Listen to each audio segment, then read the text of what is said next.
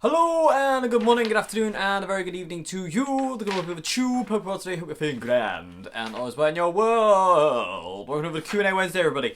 It's going to be a quick one today. I got a chance for 4 questions today, as I'm up against time again today. So I do apologise. So yeah, for just 4 questions today, so I'm going to have to dive in and well, not rush, but be a bit quick. But there will still be tangents. Okay, so, because I just can't help myself. Okay, so question 1 today is, how do you overcome nerves to bring out your best playing live? I don't think you do overcome nerves. I never have. I still get nervous playing. I always do. I mean, even just now, for the intro jam that I just recorded makes me nervous, because you do have that kind of fear of, like, what if it goes wrong? What happens if this? What happens if that? You have the what ifs that pop in your head. But the thing is, I don't think you ever really do get over nerves. I think it's just one of those things where you just kind of dig deep and find that inner strength to just get on and do it. And the thing about playing music is like, you need to just let that take you. If you're playing live and you feel nervous and this, that and the other, which is totally normal, you don't want to be kind of like, once you get on and start playing music, you don't want to be kind of like focusing on the intricacies of what's actually going on. You just want to let it take you. You know, music will take you if you let it, but you've got to be totally open to music. You've just got to let it go. One of the things that really kind of like I like to do is when I play live, I like to feel the place I'm playing. You can feel what it is. You know, you can feel the atmosphere, you can feel what the people are doing, you can feel where it sits. And I like to just sit there and just kind of like, even if I'm talking to people, I'm taking it all in. I'm just taking in the surroundings. I'm taking in what the walls are, what the floor is, where people are sat. You know, just taking in the atmosphere. Just like, you know, just kind of like understanding where everything is, if that makes any sense. I mean, that does come down to my panic disorder as well. In fact, I always need to know where an exit is, which is just, you know, my stupid brain. But the thing about nerves. I mean, you're going to be nervous, especially if it's, you know, if you are playing in front of a lot of people or this and that. But you just got to kind of take it in and just accept it for what it is, and just kind of just close your eyes and just relax. Just try and relax as best you can. Just breathe and just let it. Just don't worry about things. The music is all that's important. Not those people over there. You know, not this, that, and the other. It's important to take all this in, but it's not a factor of it. I mean, that's something that I like to do. Is I like to take it all in and then just forget it's there. If that makes any sense, because it's like, if I know it's there, I can forget it. I don't know if that makes any sense whatsoever. But like, if I know there's people over there who aren't interested, or I know for a fact that it's a hard floor and it's a lot of hard surfaces, so it's going to be quite a weird sound, or this, that, and the other, and this, that, and the other, I can kind of like prepare myself to just kind of go, right, okay, so your sound might be either really trebly or really bassy, depending on, obviously, venue. If it's, I always find that like carpeted floors and stone floors have a different sound. I've always found carpeted floors to be like ultra low endy, and I found like stone floors to be kind of like not bright but brighter, if that makes any sense. But they kind of seem to, like, carpeted floors in like venues seem to kind of project bass and not really much mids and treble. They kind of like absorb that, but it's just kind of like a low end, especially if your amp's kind of on the floor, or a 412 Marshall or something like that. Whereas if you've got like a stone floor, or a hard floor surface, I feel it kind of projects bass and high end as well. So you kind of have to like think, right, okay, well, the sound might be a bit weird if I'm really close to my amp, which, in places where I play, you're normally on top of your amp because it's that tiny. So you can never really get a good kind of idea of where your amp is. But thinking about all the what ifs and just kind of sitting there, I always find sitting there with your guitar, it's something that I don't always do, but wish I did, and I just forget, and I'm stupid because I would like to just sit there in the venue and play guitar, and I like to stand where I'm going to play, and stand there as much as I can. And that is something I kind of find just kind of like lets me just absorb stuff. Just standing where you're going to play, either it's on a stage or a floor or whatever, just taking it in, and then knowing it's there and just ignoring it. Because it's not part of your performance. What's going on? Part of your performance is the music. It's nothing else. If people don't like it, they don't have to like it. You know what I mean? You can't force feed it to them. You know what I mean? So all that matters is the music and your performance, like, you know, and how you can get lost in music, which can happen, like I say, if you become open to it. But you've got to be open to it. You know, you've just got to let it in. You've got to kind of like, you know, breathe it all in, and then when you breathe it all out, nothing matters anymore, and all there is the music. And the more you can do that, the more you'll find that when you play, the world does disappear. I mean, there have been some gigs. There was one gig I'll quickly mention. We did a blues festival with the trio, Dave Simpson Trio, years and years ago. And we were in this tiny little pub, and we were crammed into this corner. It was kind of an annoying setup, actually, because I was set up in front of my drummer, and my bass player was, like, over there. So my bass player was over there, my drummer was behind me, and I was in front. So it was a really difficult gig, because there was no, like, you had to look around for eye contact and all that kind of stuff. And the music that we played, the Jimi Hendrix kind of stuff, was kind of important for eye contact, so it made it a bit difficult. But anyway, I remember we were doing a song. Don't remember what the song was. Could have been Voodoo Child for all I know. But I just closed my eyes and I just went. Just let the song take me. Just you know, just take me away. Just take me away. And little did I know, in the time of me just closing my eyes and then coming back to reality, more people had come into the pub. The pub was already quite busy, but it got even busier. And when I opened my eyes again, people were here. They weren't there when I closed my eyes. You know, there was a few people in front of me, but not many. And then all of a sudden, like, you know, when I opened my eyes again, there was people literally right in front of me, literally near enough on top of my pedal board and on top of me. And they were around there. And I just had no mind to what was going on at all, because all I was focusing on was the music and what my guitar was trying to say, what the bass was doing, what the drummers was doing, and playing off that and just like feeling that out. So yeah, I mean, nerves, I don't think you do overcome them. I think you just got to get on there and just open yourself up to the music and just know that's paramount. That's the most important part of anything. When you are playing live or at a jam session, about the other is the music. You know, you have to be switched onto it, but you've also got to let go of it. It's a funny thing, but there are certain things that I do, like say, just like, you know, taking in the atmosphere, because everyone can feel atmosphere. You ever been to somebody's house or somewhere where there's a funny atmosphere? Either it's really happy or it's really sad or negative, and you have a bit of a funny feeling about it. You know, that's what I mean by feeling the atmosphere. You can kind of feel it, and you can kind of like start to make the judgments on, like, you know, of how that's going to affect you and how that's going to affect your playing and your mood. So you can kind of start to kind of like, you know, accept that, and once you accept it, you can just tell it to go away, and then all you can focus on is the music, which is what you should be doing. You know what I mean? And then it just goes. And it's really hard to come back, though. This is the problem, is once you get to that point where you can just switch off to music and you just go. And this brings me quite neatly into question 2 as well, actually.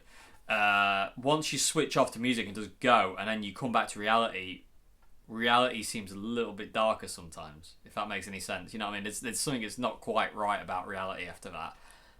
Because music's reality is so gorgeous and beautiful. It's quite hard to return to reality sometimes, and I've had trouble. I have trouble every gig coming back to reality, which is why after a gig I'm a bit kind of like spaced out. I get a bit funny. You know what I mean? I'm not very coherent, and I get a bit kind of like flustered and a bit kind of spacey, because I'm not ready to come back to reality at that point in time. You know what I mean? And when I play guitar, it does take me to a different reality, and I prefer I say I prefer it. I do prefer it, but like, you know what I mean? It's because it's an escape from me. is the reason I love it so much, is because it just takes me away from myself, which, like I say, I mean, me with my mental health problems, like, you know, it is very nice. It's very freeing, and I do like that feeling of just kind of like being free from it, even if it's just for an hour or 2 hours. It's just bliss. You know, today, like the intro jam, there was, when I first started playing the intro jam, I was lost in it. But then at a certain point, something just went click, and I just remember. I don't remember, but I do remember. If that makes any sense, I don't, but I do. I remember my eyes closing at one point, and I don't remember the rest. You know what I mean? It's kind of like I was conscious of the first couple of seconds of the intro jam, and as soon as my eyes closed, I don't know when that was, I was gone. I was in that other world, and it does take time sometimes. It does take time to shift. But yeah, I mean, how do you get over nerves? Like I say, just be in the place you are and just accept what's going on, and then accept it, push it out the way, and just focus on your playing and your music and what you're going to play, you know, and your sound and what are you trying to express. You know what I mean? That's all important. That's all that's important. You know, if you're true with your guitar playing, people will tune into it. If you're kind of like, you know, if you're not being true with your guitar playing, it's like when somebody's lying and you can tell they're lying. You know what I mean? You know, you've got to be honest. You've got to be brutally honest with music, because if you're not, people will spot it, and music will spot it, and it will not be happy. You know what I mean? So you've got to be totally honest with the way you are and the way you feel with it. So yeah. So anyway, I'm gonna move on from that, and kind of brings me neatly into question two, which is do you see colours when you play music? No. I don't see colours, no. I've never told anybody what I see, and that's going to remain that way, because what I see when I play music is for me, if that makes any sense. That's music's kind of like gift, if you will, to me. When I close my eyes, or not, I don't have to close my eyes. If I go into those kind of stares that I go into, or I close my eyes when I'm playing, what I see and what I feel is totally for me, and I don't want to tell anybody what I see, because sometimes, you know, it's like I say, it's just kind of like my own. That's my thing. That's, you know, music is my escape. So it's kind of like it's not something I really kind of, you know, it's kind of, it would feel strange to talk about it, if that makes any sense. Like I just, you know, that's kind of my thing. I think everybody sees their own thing. Like Jimi Hendrix saw colours. I see all sorts of things, but like I say, they are for me. What I see is what I see, kind of thing. And I've never told anybody what I see, because it's kind of for me. I don't know. I'm not trying to sound selfish or anything. I just like to keep that for me. You know what I mean? I don't feel for one second that if I did speak about it, it would kind of spoil it. So I'd say I'll take it away, because I've always seen it from even when I first started playing guitar. This is where my mind goes, is where it's always gone, especially when it turns off. So, but yeah. So I don't see colours. No, I don't see. Occasionally, I will see shapes if certain points during an improvisation, I will see shapes, but they're scale shapes. You know what I mean? But they're not notes; they're shapes. I see shapes. I see the fretboard as a puzzle. So so it's kind of like I play about 60-40, the 40% being the kind of like the shapes, and then the 60% seeing what I see and experience what I experience, I'd say. But no, I don't see colours when I play. I know a lot of people do, but I don't. I see other things and feel other things and experience other things, and depending on what comes out of the guitar, it's either good, bad, ugly, happy, sad. You know, I just let it be what it'll be. Whatever pops in my head is there for a reason. You know what I mean? Again, just being open to it. I'm not trying to force anything. I'm not trying to, like, you know, make something kind of out of nothing, so to say. I'm just gonna open myself to the world of music, and just let whatever comes through come through, and just as long as I, you know, and just try and channel it as best I can through my guitar, you know, and just switch myself off to it, and just let the music take me away, you know, and let that be the guide, you know, because it knows better than I do. Music always knows better than you do. In my opinion, I always feel the moment you start to kind of like overanalyze things is you're trying to second guess music, and music being such a higher plane of existence is kind of like it's like you can't control that controls you. You know what I mean? Music controls us. We don't control it. You know what I mean? It really is that powerful. I feel and I believe so. Yeah, I don't see colours or anything like that. But like I say, what I do see is for me, and maybe I'll talk about it one day if I feel more comfortable about it. But it can be kind of like, depending on the mood, it can be all sorts of things. So yeah, I'm kind of hesitant to talk about it at this point in time. But maybe one day I'll talk about it. But at this point in time, what I see and what I experience is for me. So yeah, but like I said, I know a lot of people do see colours. People see all sorts of things, but yeah. So yeah, I hope that's actually a question. But yeah, just to come back like quickly, just one before I move on to question 3, is just be open. Like I say, music being so powerful of an art form, because it really is powerful. It's such a pure, perfect art form. Music is when done in an honest way. And there's no kind of ego behind it. There's no showing off behind it. It's just pure music, if that makes any sense. There's so much to be said for that, and just letting that flow through you. If you watch Jimi Hendrix playing Machine Gun, or you watch John Frusciante doing guitar solos, or Rory Gallagher, or Stevie Ray Vaughan, or Paul Kossoff, they are just totally open to everything that's coming their way. You know what I mean? They're just if they've got their eyes shut or they don't have their eyes shut, they're totally open in the world of music to let whatever comes from out there, let it come into them and just channel it through. You know what I mean? It just we're nothing but a conduit. You know what I mean? We're not. I always feel that music comes from elsewhere. It doesn't come from us. We just get picked by certain musical things. You know what I mean? Like Noel Gallagher said that Johnny Marr's Les Paul that Johnny Marr lent to him, I think which was like a 1960s Les Paul, had Slide Away in it. That guitar had Slide Away in it, and he wrote Slide Away on that song. I'm pretty sure it was Slide Away. He said that song was in that guitar, and much in the same way as like a lot of my songs have been in my White Strat there. There's been songs in the 62. There's been songs in those two guitars. Songs in my other guitars.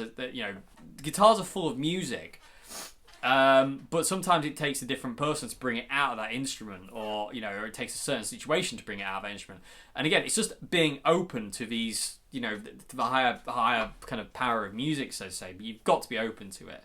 You just got to like relinquish control over you, and let that flood into you and come out of you. You can't.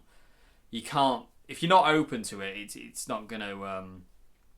You're not gonna be able to channel it. And you need to be able to do that. So I could talk about that all day, and I'm against the time limit. So I do apologise. I apologise that I can't talk more actually, because I'd love to talk more about that. I might. Actually, what? I'm gonna do a video on that on Monday.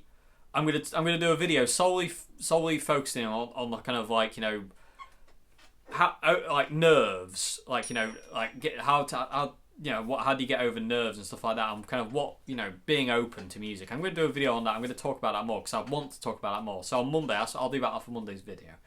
So be prepared for a ramble on Monday's video. So moving on to question 3 now. What time are we on? Okay, we're good. Okay, so question 3 is, what are your vintage guitars finished in? It's a polyurethane finish. All vintage guitars are poly. I hide at any of them in nitro. My Lemon Drop is a polyurethane finish. So they're just a poly finish. And they normally have a really, really thick, clear undercoat. So yeah, they're just polyurethane finishes. But like a lot of kind of like budget guitars are these days. It's just a polyurethane finish. Even nitro guitars aren't nitro guitars, are they? Sometimes, like, what is it? Fender. Like, there was a thing about Fender saying, "Oh, we've got nitro finished guitars," and it's actually just nitro sprayed over polyurethane finish, and it's like, risque. Okay, so I was question. Moving on to 5 question of the day. Question 4. I hate rushing in Q&As, but it's kind of my own stupid fault, to be honest with you. So I do apologise, everybody. So question 4 is, here we go, John Frusciante question. I had to be one that I had to answer today, and this is it. Because that is the elephant in the room right now. John Frusciante is back in the Chili Peppers. My God!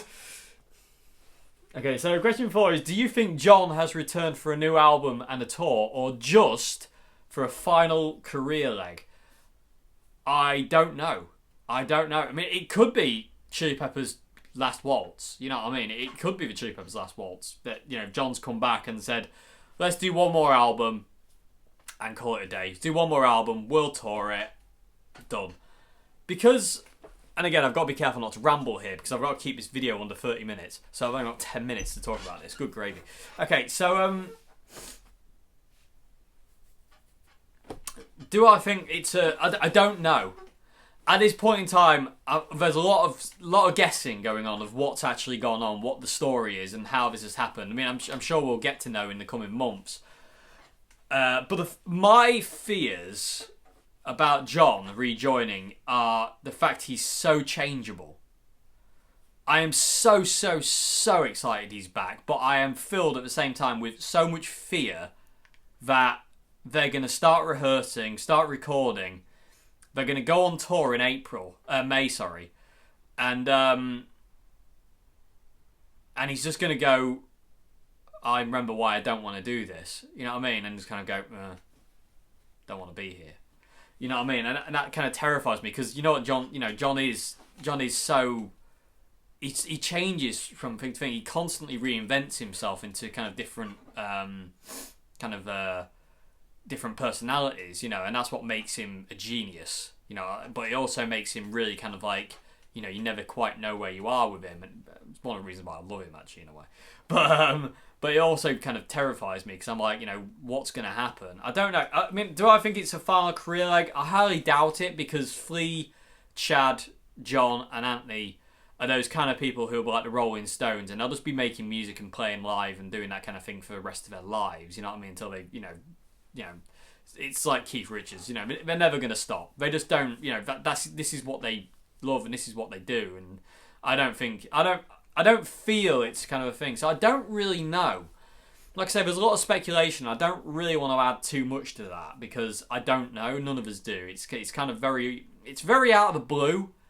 It was like, you know, it's like, you know, 1 minute they're touring with Josh, and then the next minute we get an update saying, oh, by the way, Josh is gone and John's back. It's like, what? You know, it's crazy.